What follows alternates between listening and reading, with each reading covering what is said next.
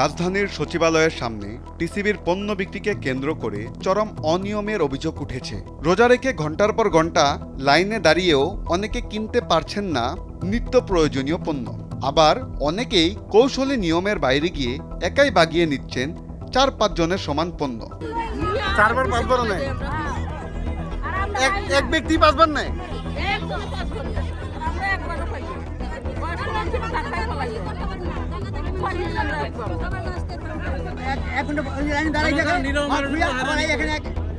মাতদারি করে আবার একটা লয় 1 ঘন্টা পর আবার যায়, আবার মাতদারি সাতদারি করে আবার লয়, এরকম 5-6 লয় এখানে।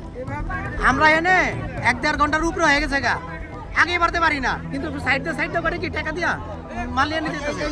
টাকাতে মাল দিতেছে। হ্যাঁ, মাল সাইডে 700 টাকা দুই প্যাকেট নেয়, 2 প্যাকেট 1300 টাকা নেয়, 2 প্যাকেট 1300 টাকা। লাইনেতে সবই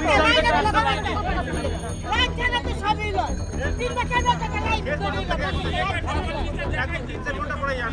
কথা কই না আনতে তো কথা বলে পয়সা দেন না রাত পর কাটে আরামে পিছে যায়, কিন্তু বাবা তোমার গায়ে বল আছে, তুমি ডাকাতেছ আমার হালাই। জোর যার মূল্যক তার, আমি তো সামনে যাচ্ছি না, জোর যার মূল্যক তার।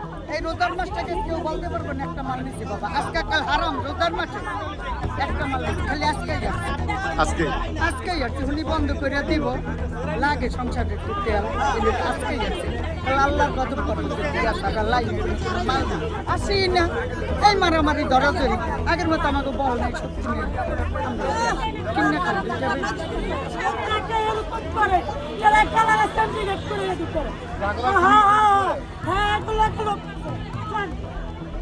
আমরা সব মানুষ উনি পাইছে, আপনি ঠিক মতন পাইছেন? চক্র কি আসলে আছে? হ্যাঁ, কি আছে সিরিয়াস সমস্যা আছে ভাই, সাইড দাও না, ওরা সিরিয়াল দিয়ে মানুষ একই ব্যক্তি মিথ্যা বলে 4 থেকে 5 বার করে পণ্য কিনছেন, আবার কেউ নির্ধারিত দামের বাইরে 50 টাকা বেশি দিয়েও পণ্য পাচ্ছেন। লাইনে অপেক্ষারত নারীরা সিন্ডিকেটের অভিযোগ তুললেও ক্যামেরায় কথা বলতে রাজি হননি কেউ।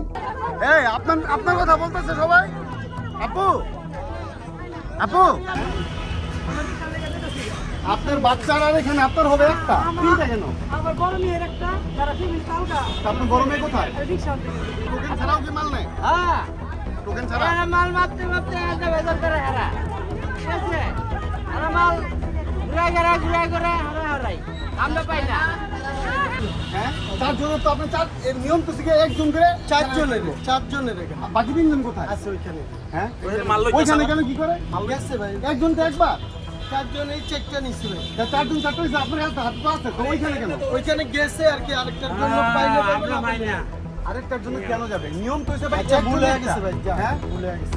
ঘটনাস্থল থেকে এক ব্যক্তি 4 থেকে 5টি প্যাকেট নিয়ে পালানোর সময় হাতে নাতে ধরা পড়লে ক্ষমা চেয়ে নেন। তবে এসব অভিযোগ অস্বীকার করেছেন টিসিবি সংশ্লিষ্ট কর্মকর্তারা। তাদের দাবি, যারা পণ্য পাননি তারাই এসব গুজব ছড়াচ্ছেন। যদি আমি ফুটেজ দেখাইতে পারি সেক্ষেত্রে কি আপনি অভিযুক্ত? আপনি নাই, আমরা তো তাই হবো।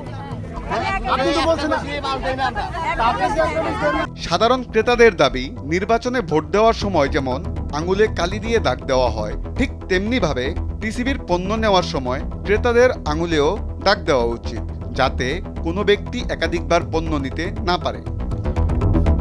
মাহফুজ খান, ভোরের কাগজ, ঢাকা।